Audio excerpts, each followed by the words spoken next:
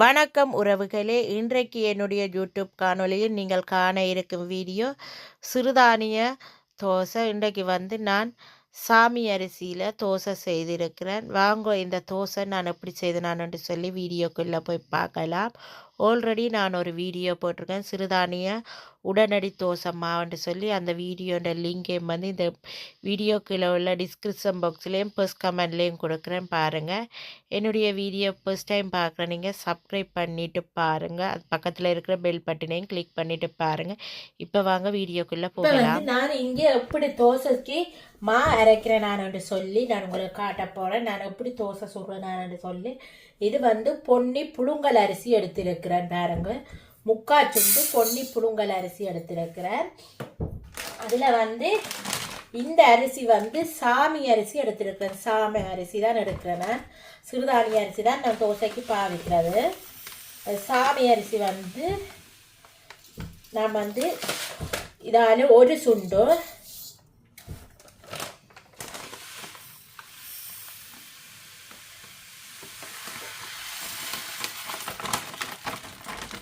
ரெண்டு சுண்டு சாமி அரிசி போட்டிருக்கிறேன்.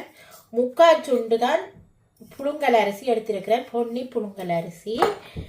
மற்ற 2 சுண்டு சாமி அரிசி போட்டிருக்கிறேன். நான் இப்படித்தான் தோசைக்கு மா அரைக்கிறேன். நான் சிறுதானிய தோசைக்கு இது இப்போ இப்படியே இருக்கட்டுக்கும். இப்போ பார்த்தீங்கன்னால அதே சுண்டால பரதட்டி நான் ஒரு சுண்டு உளுந்து எடுத்திருக்கிறேன். நான் வெள்ளை உளுந்து தான் எடுத்திருக்கிறேன். இதை உப்பு நாங்கள் 2ஐயும் நல்லா கழுவி ஊற வைப்போம். ஒரு 3-4 மணத்தியாலும் ஊற வச்சிங்களா காணும். இப்போ இதை நாங்கள் ஊற வச்சு கழுவிட்டு பார்க்கலாம். இப்போ இந்த அரிசியை சிறுதானிய அரிசி நிறைய தரம் கலவ வேணும். ஒரு 10 தரத்துக்கு மேலேயாகத்தான் நீங்கள் இந்த அரிசி நல்லா கழுவினதுக்கு பிறகுதான் தோசைக்கு ஊற விட வேணும். நல்லா 2 கையாலையும் பிணைஞ்சு கழுவ வேணும். இந்த அரிசி சிறுதானிய அரிசி பார்த்தீங்கன்னா நிறைய அழுக்காக வரும், கழுவ வரும் பாருங்க.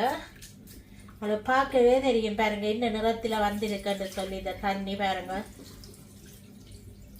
இப்போ இதே மாதிரியே ஒரு 10 தரத்துக்கு மேலே கழுவினீங்கள்னு சொன்னால் தான் வெள்ளையாகவே தண்ணி வரும். இப்போ நான் இதை கழுவிட்டு உங்களுக்கு நான் காட்டுறேன்.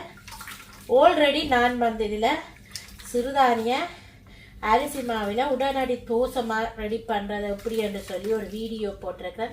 அந்த வீடியோவையும் இந்த வீடியோக்குள்ள உள்ள டிஸ்கிரிப்ஷன் பாக்ஸ்லேயும் ஃபர்ஸ்ட் கமெண்ட்லேயும் கொடுக்குறேன். அதையும் செக் பண்ணி பாருங்கள். 2ஆம் தினமும் கழுவி இருக்கிறேன் பாருங்க. பின்னாடி எப்படி வருது தண்ணி என்று சொல்லி பார்த்தீங்களா. இதே மாதிரி நாங்கள் நல்லா வெள்ளையாக விரும்புகிறையும் பிணைஞ்சு கழுவுவோம். இப்போ பார்த்தீங்கன்னா உங்களுக்கு தெரியும் நல்லா வெள்ளையாக வருது தண்ணி பாருங்க. இப்போ இந்த அரிசி கழுவி முடிஞ்சது. இதில் நாங்கள் தண்ணியை விட்டு ஊற வைப்போம்.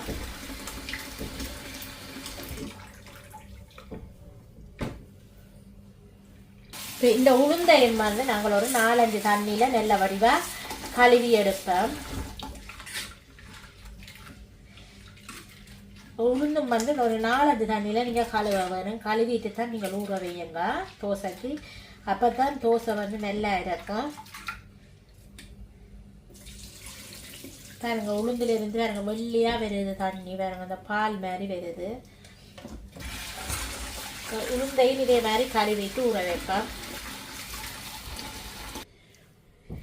இப்போ பார்த்தீங்கன்னா நான் அரிசியையும் உளுந்தும் கழுவிட்டேன். கழுவி நிறைய தண்ணி விட்டு இப்படியே வச்சிருக்கிறேன். இது ஒரு 4 மணத்தியால் நல்லா ஊறட்டுக்கு.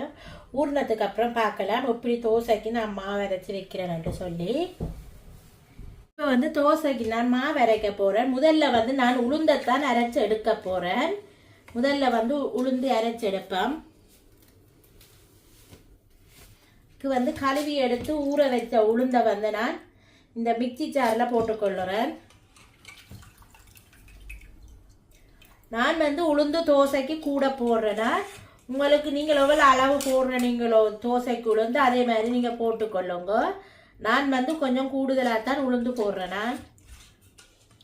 அரிசியில் செய்யும்போது தோசைக்கு உளுந்து கொஞ்சம் கூட போட்டிங்கன்னு சொன்னால் தான் தோசை நல்லா சாஃப்டாக இருக்கும்.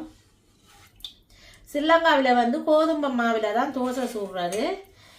இங்கே வந்து நான் சிறுதானிய அரிசியில் சுடுறேன். உங்களுக்கு கோதுமை மாவில் தோசை சுடுற வீடியோ வேணுமென்று சொன்னால் கமெண்ட் பாக்ஸில் வந்து கமெண்ட் பண்ணுங்கள். நான் அந்த வீடியோவும் உங்களுக்கு போட்டுக்கொள்ளுறேன்.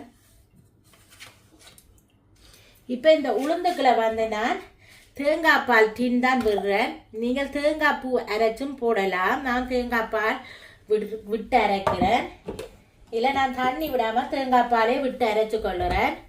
நீங்கள் அப்படி இல்லைன்னா ஃப்ரெஷ்ஷான தேங்காய் இருந்தாலும் நீங்கள் தேங்காயை திருவிட்டு போட்டு அரைச்சி எடுத்துக்கொள்ளலாம். இப்போ இப்போ பார்த்தீங்கன்னா உளுந்து வந்து நெல்லை அரைப்பட்டுட்டுது. நாங்கள் இந்த உளுந்தை ஒரு பவுலுக்கு போட்டு வைப்போம். இப்போ பார்த்தீங்கன்னா உளுந்து அரைச்சிட்டு தோசை குழச்சி வைக்கிற பாத்திரத்தில் இப்போ நான் உளுந்தை போட்டு வச்சுருக்கேன். இதே மாதிரி அரிசியையும் அரைச்சி எடுப்பேன்.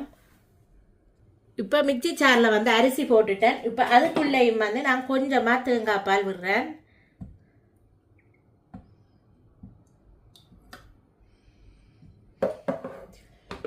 விட்டு இதை மூடிட்டு அரைச்செடுப்பேன். இப்போ பார்த்தீங்கன்னா இந்த அரைச்சி இருக்கிற அரிசியையும் இந்த உளுந்தோடையே சேர்த்துக்கொள்கிறேன். இதே மாதிரி இன்னும் இருக்கிற அரிசியையும் நாங்கள் அரைச்செடுப்போம். அரைச்செடுத்துட்டு நான் உங்களுக்கு காட்டுறேன். இப்போ பார்த்தீங்கன்னா தோசை மாவெல்லாம் அரைச்சி எடுத்துட்டேன். இப்போ இதில் வந்து நான் தேவையான அளவு உப்பு போட்டுக்கொள்ளுறேன். உப்பு போட்டுட்டு நல்லா வந்து இதை மிக்ஸ் பண்ணி கொடுப்பேன். நல்லா கை விட்டு பிணைஞ்சு மிக்ஸ் பண்ணுங்க. அப்போ தான் இந்த மா வந்து புளிக்கும். இப்போ நான் இந்த வீடியோ எடுத்துக்கொண்டிருக்கிறேன். 6:30க்கு பிறகு தான் நான் அங்கே ஊரில் வந்து தோசைக்கு மாவு அரைச்சி வைக்கிறேன். விடிய புளிக்குதோ தெரியல. பாப்பா எவ்வளோத்துக்கு புளிச்சிருக்குன்னு சொல்லி நான் இது விடிய தோசைக்கு தான் இப்போ அரைச்சி கொண்டிருக்கிறேன். இப்போ இதை நல்லா மிக்ஸ் பண்ணி வைப்பேன். இப்போ இது நல்லா மிக்ஸ் பண்ணியாச்சு. விடிய மார்னிங் பார்க்கலாம் எப்படி பொங்கி வருதுன்னு சொல்லி. இப்போ கீட்டர் போடுறபடியாக வீடு கொஞ்சம் கீட்டாக இருக்கிறபடியாக புளிக்கும். இதை நாங்கள் இப்படியே மூடி வைப்போம். விடிய பார்க்கலாம் எப்படி புளிச்சு வருதுன்னு சொல்லி. இப்போ பார்த்தீங்கன்னா உங்களுக்கு தெரியும், நான் விடிய வந்து 8 மணிக்கு இந்த தோசைமா எடுத்திருக்கிறேன். பாருங்கள் எப்படி புளிச்சு வந்திருக்கேன்னு சொல்லி. நல்லா புளிச்சிட்டுது. இப்போ நாங்கள் தோசை சுடுவோம் வாங்க. இப்போ வந்து நான் இந்த தோசை மாவில் கொஞ்சமாக தான் முதல்ல தோசை எடுக்க போகிறேன். கொஞ்சமாக எடுத்து நான் இப்போ ஒரு செப்பரேட்டான பவுலுக்கு கொஞ்சமாக எடுத்துக்கொள்கிறேன் இந்த தோசை மாவை. இப்போ மீதி இருக்கிற மாவை வந்து நீங்கள் ஃப்ரிட்ஜில் எடுத்து வச்சிங்களேன்டா நைட்டுக்குன்னு சுடலாம், நாளைக்கு மார்னிங்கும் இந்த மாவு எடுத்து சுடலாம். இப்போ நான் வந்து பாருங்கள் செப்பரேட்டான ஒரு பவுலில் எடுத்து கரைச்சி எடுத்து வச்சிருக்கிறேன். இப்போ இனி தோசை வாக்கலாம். இப்போ வந்து தோசை சுடுறதுக்கு முதல்ல நான் சம்பல் செய்ய போகிறேன். இந்த மாசி சம்பல் வந்து நான் செய்ய போகிறேன். இந்த மாசி சம்பல் நான் ஆல்ரெடி செய்து வீடியோ போட்டிருக்கிறேன். அந்த வீடியோவையும் இந்த வீடியோக்குள்ள உள்ள டிஸ்கிரிப்ஷன் பாக்ஸில் கொடுக்குறேன், செக் பண்ணி பாருங்கள். இந்த மாசி சம்பலை முதல்ல வந்து நாங்கள் உரலில் போட்டு இடிப்போம். வேறு எதுவுமே இந்த சம்பலுக்கு போட தேவையில்லை. இந்த மாசி சம்பலை போட்டு உரலில் இடிச்சிட்டு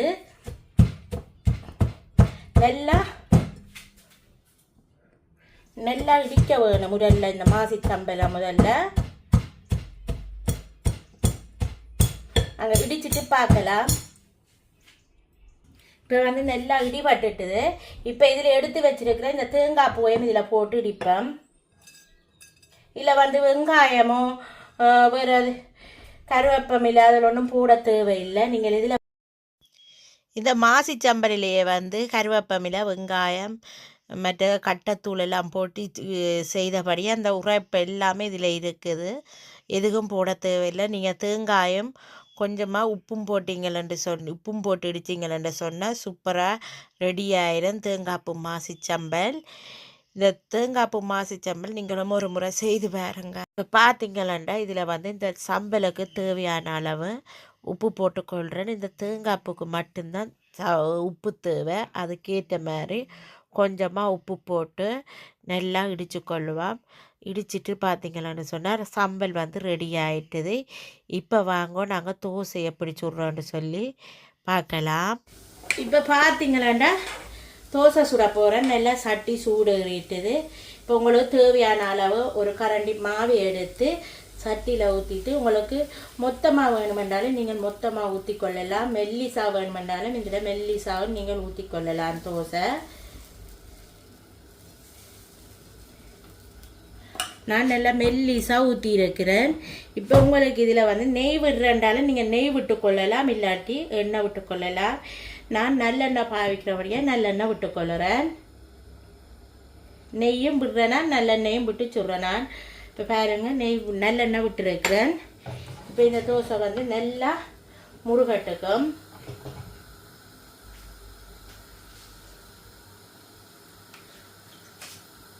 பார்த்தீங்கன்னா தெரியும் தோசை வந்து நல்லா முருகலாக வந்துட்டுது பாருங்க. இப்போ நாங்கள் இதை எடுத்துக்கொள்ளலாம்.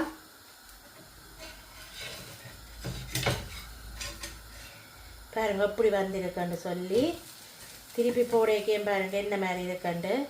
இப்படி வெறும் இந்த தோசை சிறுதானிய தோசை நீங்கள் எந்த அரிசியிலையும் வந்து இதே மாதிரி சுட்டி கொள்ளலாம். இப்போ சாமை, தினை, வரகரிசி எல்லா அரிசியிலையும் இப்படியே நாம் ஒரு அளவும் படி போட்டு நீங்கள் சுட்டு கொள்ளலாம் தோசை. இதே மாதிரி எல்லா தோசையும் சுட்டு எடுக்கலாம். இப்போ பாருங்கள் நான் மற்ற தோசை வந்து நல்லா மொத்தமாக இப்போ ஊற்றிருக்கிறேன். ஆக மொத்தமாக மண்டு இல்லாமல் ஆக மெல்லிசா இல்லாமல் ஒரு அளவான இதில் ஊற்றிருக்கிறேன் பாருங்கள். இந்த சிறுதானிய தோசை சூப்பராக இருக்கும். ஆனால் வெரி ஹெல்த்தி ஆரோக்கியமான தோசை. நீங்களும் ஒரு முறை இந்த தோசையை சுட்டு பாருங்கள். சிறுதானிய தோசை எப்படி இருக்குன்னு சொல்லி நல்ல டேஸ்ட்டாகவும் சுவையாகவும் இருக்கும். இப்போ பாருங்கள் என்னுடைய சிறுதானிய தோசையும் மாசிச்சம்பளம் வந்து ரெடியாக இருக்குது பாருங்கள். இது என்னுடைய இந்திய காலைய உணவாக எனக்கு இருந்தது. நீங்களும் இதே மாதிரி செய்து பாருங்கள். செய்து பார்த்துட்டு எனது கமெண்ட் பாக்ஸில் வந்து கமெண்ட் பண்ணுங்கள். இந்த வீடியோ உங்களுக்கு பிடிச்சிருந்தா மறந்துடாமல் சப்ஸ்கிரைப் பண்ணிவிட்டு பக்கத்தில் இருக்கிற பெல் பட்டனையும் கிளிக் பண்ணிவிட்டு பாருங்கள். அப்போ தான் நான் போடுற வீடியோக்கள் எல்லாம் உங்களுக்கு உடனுக்குடனே நோட்டிஃபிகேஷனாக வந்து சேரும். ஓகே ஃப்ரெண்ட்ஸ், இதே மாதிரி இன்னொரு ரெசிபியுடன் உங்களை சந்திக்கும் வரை உங்களிடமிருந்து விடைபெறுவது உங்கள் நான். Bye friends.